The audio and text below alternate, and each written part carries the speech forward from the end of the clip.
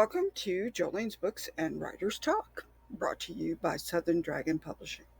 I'm your host, Jolene McFadden, and today we have an incredible conversation with Alabama author Danny Lampkin. Danny is a retired military veteran who served over 22 years, combined in both the Navy and the Army. He's now a full-time author writing powerful nonfiction that readers describe as raw, transparent, and deeply honest.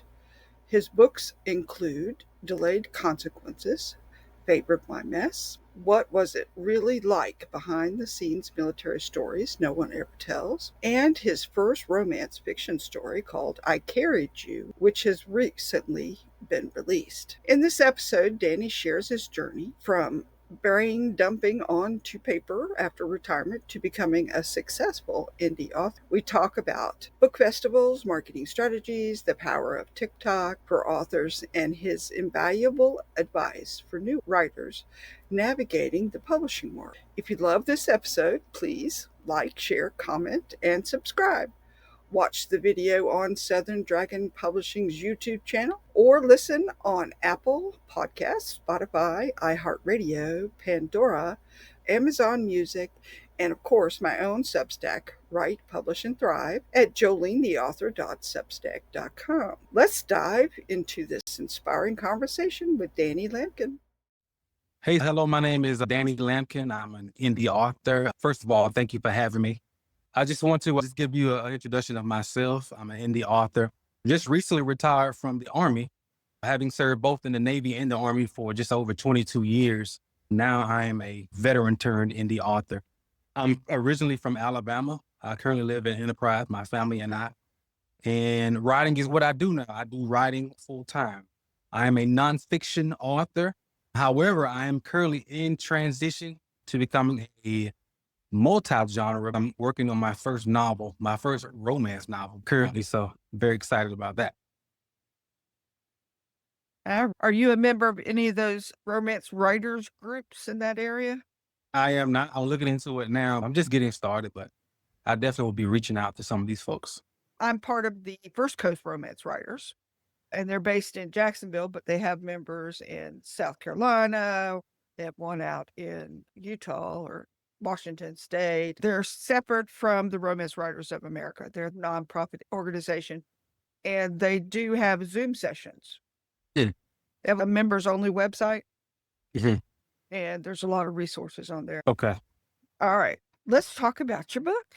What Sure. inspired you to write your first book? My first book's inspiration was my own reflection. When I retired from the Army, my life slowed down almost completely.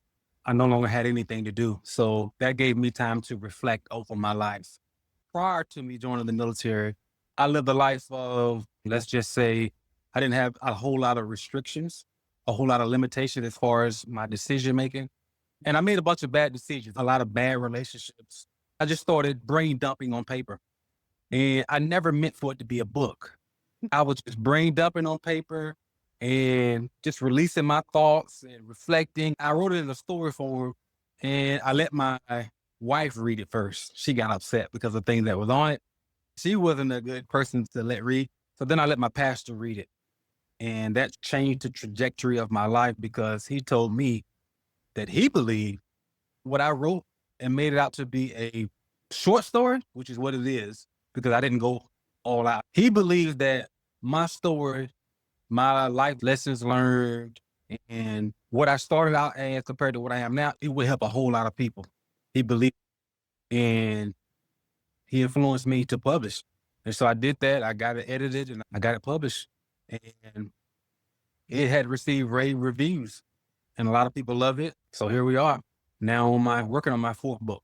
Very good. And they're all in the self-help vein or a mixture? All of them in the self-help, memoir genre, if you will. But a lot of parts of those nonfiction, memoir, self-help, a lot of it reads like a novel. Do you have a specific software that you like to use, or you just start going in Word? I just go in Word. I just started writing. I start brain dumping and I go back and edit and feel a God-given talent to write from the very beginning. I've always loved to write. I didn't always love to read, but I always loved to write. Even going back to my elementary school days, I always loved to write. I love words. That was just something that was always in me, but I never dreamed of being an author, never wanted to be an author. I just love writing. But here we are at the age of 44. I'm writing and enjoying my journey in Well, writing. that's a good age, actually. You have a good 40 years ahead of you. So you create a good body of work if that's what you like to do. And if you enjoy it, I say go for it. Yeah, a lot of it's just getting stuff out of your head. But the good thing is, especially when you get into creative fiction, once your muse starts bouncing around in there, you're going to have so many story ideas. It's going to be hard to get them all out before you pass. At least that's what I found for most good storytellers that I've met over the last 10 years. The more I write, the more they keep sneaking in there. I could be working out. I could be mowing the lawn and just ideas and notion would just pop in my head. I'm like, oh, I got to hurry up, write this. I got to stop what I'm doing right now because I don't want to forget it. Type of. That's a good thing about having cell phones now because they have voice recorders on them. Yes. The bad part is all my good ideas happen in the shower. I'm going to have to get a waterproof one. Yeah. Do you find that your local bookstores are receptive to indie authors in your area? In the city of Enterprise, I haven't visited any of the bookstores, but I have in other cities. A lot of them haven't been very open about even considering my book because what they've been saying is, hey, we have enough books here. We're having a hard enough time selling the books I have. But then again, I do live around small towns. Right. The small town mentality is we're just trying to make it. They don't want to take risks and they don't even want to give my book a try. So I end up donating more than anything. However, there's a small town about an hour from me called Abbeville, Alabama. Now, their public library accepted one of my books, my military book, and it's doing very well. So they sell it for me. They give me the money. They don't take nothing off the top. That's about true of everything. You have better luck maybe in Jacksonville because it is a military town. Pensacola, probably a good one too. That's part of what we do in the writers group is help each other out with ideas, what we found to work and places that we've tried. It all depends on your genre, basically. And even though you're indie published, for future reference, if you go online and do the pre-assigned application for the Library of Congress, actually, I did the pre-assigned 30 days before publication. He sent me a Library of Congress number. I put on the copyright page and then encourages your local libraries, your local bookstores, and all that to go ahead and accept it. I also publish through Drafted Digital instead of Amazon. Drafted Digital sends all my books to the library direct warehouse around the world. So Wow. it takes a little bit longer. Ebook that was published on Drafted Digital to get into like Overdrive.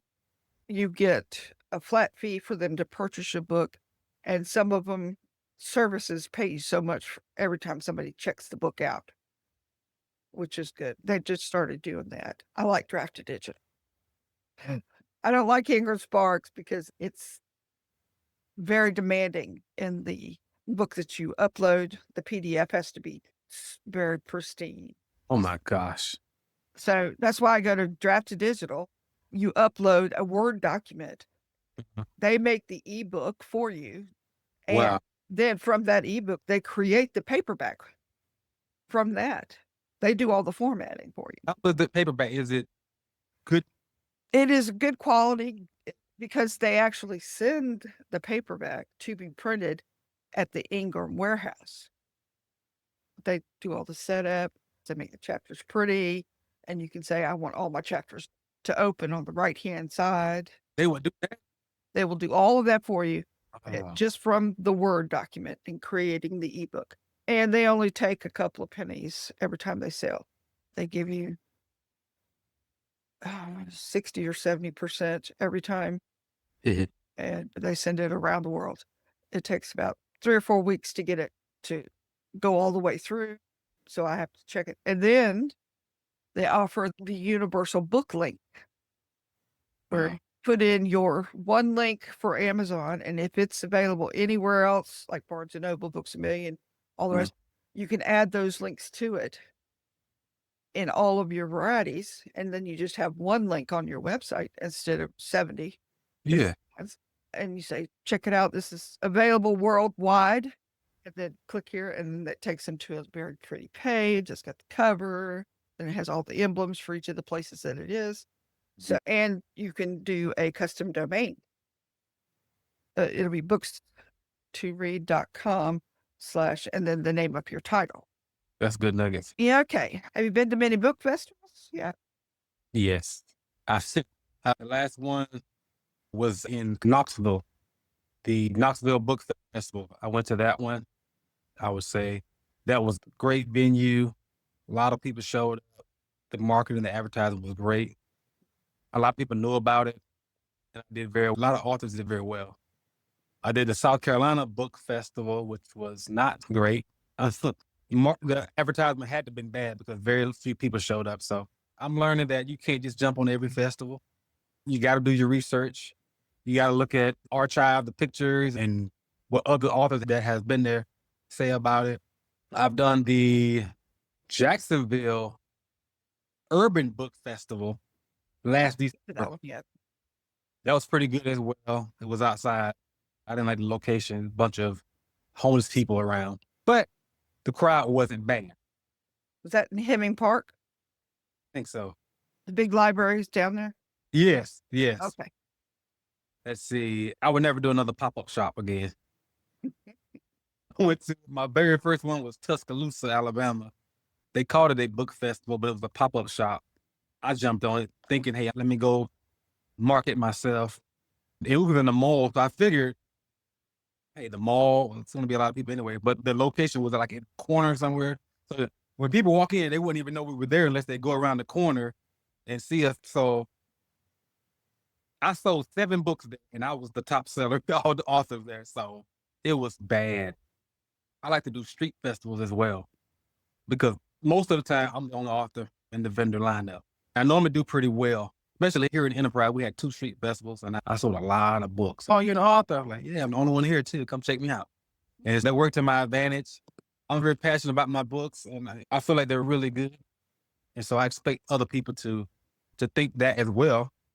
That's my bias, but they will never know about my books unless I market myself being in the author. So I got to do legwork. What are the basic 3 things that you have to have for yourself when you go to a book festival or a street market, or when you get ready to present yourself? What things do you think are necessary? It's necessary to have a card reader. Yes. Because if you think you're just going to get cash, you're going to lose a lot of sales that way. I found out the hard way. I thought I could just do cash, or they're going to show up with cash.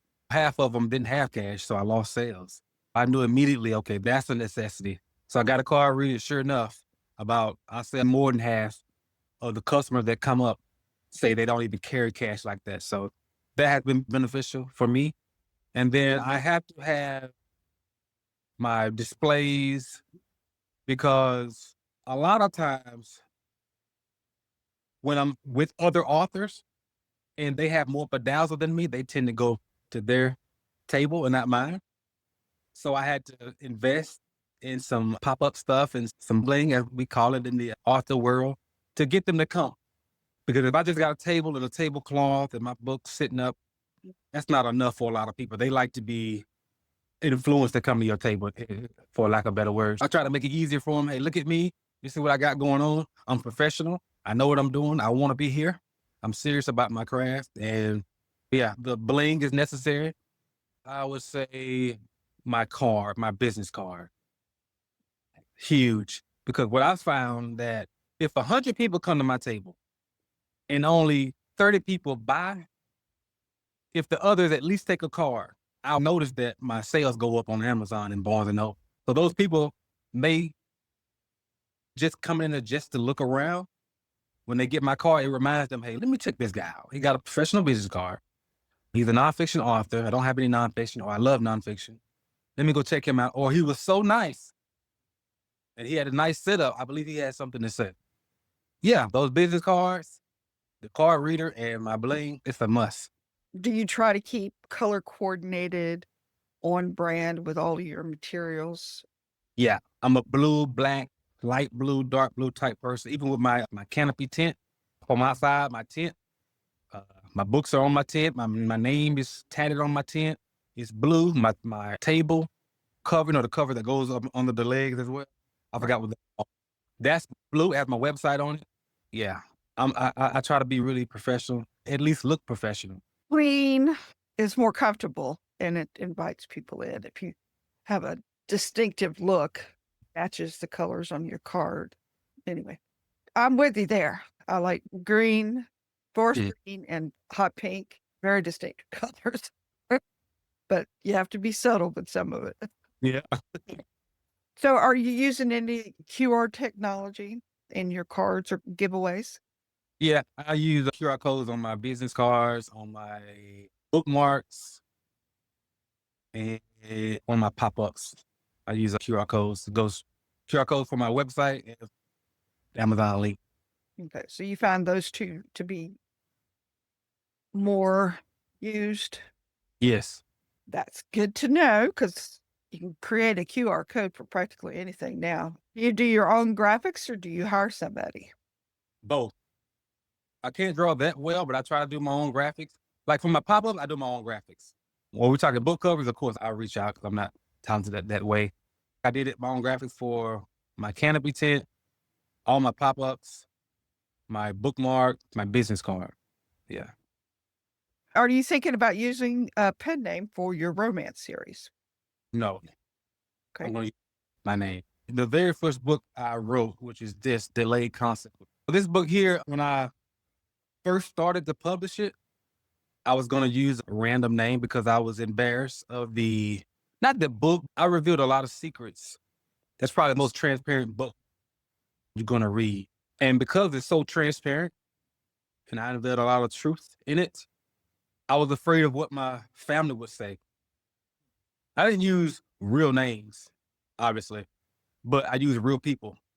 So much so that if they were to read it, they know it. Oh, this is me. He's talking to me. It was that transparent. And I knew my family was going to read it, so I didn't want to upset them. So I was going to use a false name.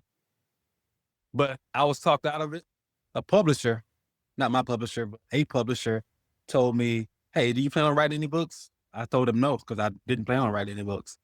He told me, if you do, and you probably will, you said you're not, but you probably will, you write a great book. When the readers read your book and they think it's great, they're going to want more from you.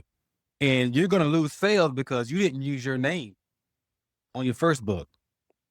They don't even know it's you. So if you plan on making money, it's not about the money. Eventually, it will be about the money because at the end of the day, you're not rich. You can't live off your retirement forever. You're going to need more income. And if your book does great, why not capitalize on that greatness with income? I was like, you're right. So I went ahead and published it in my name. And so far, I hadn't got any email about it. One of the things I found when I'm researching authors is that they're not using SEO or their name is very common. There's other authors with the same name. My advice has always been use your middle name, put a middle initial in there because you want a way for yourself, your books to stand out and make sure that you're the same hashtags and SEO through everything that you do because it takes a while for all that to propagate through the internet. And if you're using the same hashtags and same SEO strategies, and you're just adding the new title and the new subject each time, it helps tie everything together. So when I go and search Danny Lampkin, I'm not going to get the hundreds of Danny Lampkins around the world. I'm going to get you because I usually put name and then plus books and that helps me find people quickly. So that's my suggestion for social media. And are you on social media? Yes. I'm on, you like the best? I like, as far as visibility of my work, As far as you actually putting your time and attention into it and actually getting a return as an author. TikTok. Yeah, absolutely TikTok, because TikTok is, for the most part, unbiased. Like, I have Facebook, it's primarily friends and family, and I get way more support from the strangers on TikTok. Yeah. It's weird, and I get upset with it, but it's the nature of the beast. When I first started, oh, my friends and family was all on board. Right. But once they started seeing me publish another book, and I'm going to book festivals and I'm posting them, then it's like the support went down. Support from strangers went up. Support from my family, not family, friends, really, it went down. So TikTok is my favorite. Facebook is my least favorite. He is somewhere in the middle. Okay. Have you tried Blue Sky yet? Blue Sky, I never heard of that. That is an up and coming app. It's a combination of Twitter, Instagram, and TikTok together. It is Oh, free. It's open sourced. eh, It's not owned by a corporation or a company or anything. It's free sourced. They're trying to keep it that way. So the hashtag for that one would be Book Sky to connect with other authors. And then you can do hashtag historical, mystery, romance, nonfiction. They're building community. And when you follow that hashtag, that's the posts that you receive. You don't get a lot of dancing monkeys and cats unless that's right. what you're looking for. And it's also a growing platform for diversity. They have Black Sky, which Wow. I'm encouraging everybody to check out and see if that's what you like. I don't think they have the Spanish Sky yet or something else, but I did notice that they had a Black Sky. I'm part of Green Sky because I'm an environmentalist. I want everybody to be sustainable and be able to breathe when they get older. I like camping, traveling, books, and I can follow each of those trends. You can upload your videos up to 3 minutes. You can upload anywhere from 7 seconds to 3 minutes. You can do a Twitter like feed and start going down. You have a trail, and it's free, of course. The only bad part is because it's so new that you can't schedule. That's the only thing. But if you have a WordPress website and the social share function on WordPress, it automatically connects you to your Facebook, your Instagram, Blue Sky, Mastodon. So whenever you post a post on your website, it Mm. automatically sends it all to those places. So Blue Sky is something you might want to consider. I definitely would. You can post from your phone or on your computer. Appreciate that. Are you using any newsletter? I hadn't gone that route. And I guess I need to ask you, is that worth my time? You definitely want to get your own subscribers. What I'm suggesting people to get started, especially newbies that like to write and interact with readers and they like that kind of stuff, to get into practice is to create a. It is an app that you can download on your phone. You can use it on your laptop. You can schedule posts. It is social media, but it's mostly for readers and writers, journalists, and you get subscribers. And once you start building up your audience, you can have paid subscribers, and they take care of all that for you. You set it up initially, say, I want certain things are paid, or second half of my blog is paid. I've had one for 7 months. I didn't do hardly anything with the first 3 months. And then I started posting once a week. That's the keys, consistently. And then I started commenting on other people and getting subscribers. When I found something interesting to read, of course, I recommend it. And I started getting paid subscribers right away. Wow.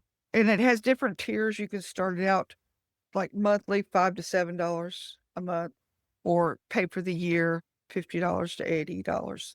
You have different tiers, and you give them different prizes. They have it set up in there. When you get a yearly subscription paid, they automatically send them like your freebie, the digital product you wanted to send them. So they do all of that in the background, and they have secured payment through Stripe. And all you have to do is post. They email all your subscribers, and you get a report, you get statistics. That way you can start. And then once you build up, you can download your subscribers list, your email list, do side promotions from your website, because they subscribe to you. They agreed to subscribe, and that list now belongs to you, even though it's on the Substack platform. Their email address belongs to you. To me, that's the quickest way to build it up. And then you can just do a QR code. Here's my newsletter. You make it pretty, add graphics in your name. You call your newsletter something fun, flirty or whatever. It's great. I do an article, I send it out once a week, or I upload the podcast. That's the other thing. It has a podcast function. Oh, wow. So if you want to just sit there and talk to people for 20 minutes, you can sit there and talk to people. Yeah. They'll send it out to the various places for you. Interesting. And they don't charge you for it. The way they make money is they take a percentage of your paid. Uh-huh. It's not a very big percent. I think it's 5 or 7%. Then the credit card company takes 3. So you figure if you sell one for 50, you'll get $48 or 40. Mm-hmm. Yeah. So anyway, that's my promotion for today. I love it. Okay. I always ask all authors about their top 2 tips to encourage new writers. What maybe one thing to avoid and one thing to definitely do. My top one, I would say avoid the hybrid publishing companies. They got me on my first book. They got me. I rushed into it. I just went online and looked up publishing companies, not realizing the types of publishing companies. Yeah, I found out these 2 gentlemen weren't even from the United States. They were from Pakistan somewhere. And we would be talking back and forth on email. You notice the language is different even on an email. So I finally had a chance to talk to them, and I could barely understand. I said, oh, I got. They charged me $500 off the rip. I thought it was normal. I didn't know. I'm fresh out of the military. I didn't know. Yeah, this will cover blah, blah, blah, blah. Editing, book formatting, cover. And then a month went by, and I'm like, what's the status? And they're like, well, we need another $200 for copywriting. I didn't know. I gave them, yeah. So I'm embarrassed to tell that story, but I know I'm not the only one. I met plenty of authors who were taking advantage of that way. So that will be my number one. Don't rush into it. Don't go for the hybrid publishing company. Everything they do for you on as far as uploading stuff, you could do yourself for free. That's number one. Number 2, what to do is to take your time when you're writing. Know exactly what you're going to write. Don't just be writing just to publish. Most authors are not rich. Believe it or not, some people think we are for some reason. The people on the outside looking in, especially the ones who don't read. They say, oh, you're an author now? Oh, okay, you did very well for yourself. Hey, it's not like that. I'm not famous. Most famous people, when they're already famous, their book becomes top sellers because of their name holds weight. Nice. When you're unknown, like the majority of us authors, you have to get it out the mud, as I say, because people don't know you.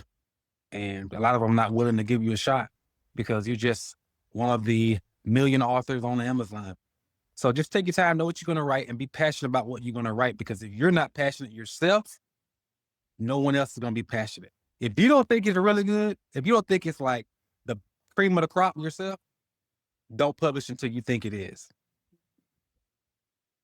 Excellent advice. Mr. Danny, thank you so much for being a part of my podcast. Thank you for joining me, Jolene McFadden, on this episode of Jolene's Books and Writers Talk. I hope you enjoyed my conversation with today's guests and found inspiration for your own reading and writing journey. The show is brought to you by Southern Dragon Publishing, helping authors publish, market, and share their stories with the world. Be sure to subscribe to the podcast, leave a review, and share it with a friend who loves books as much as you do. Until next time, happy reading and keep writing.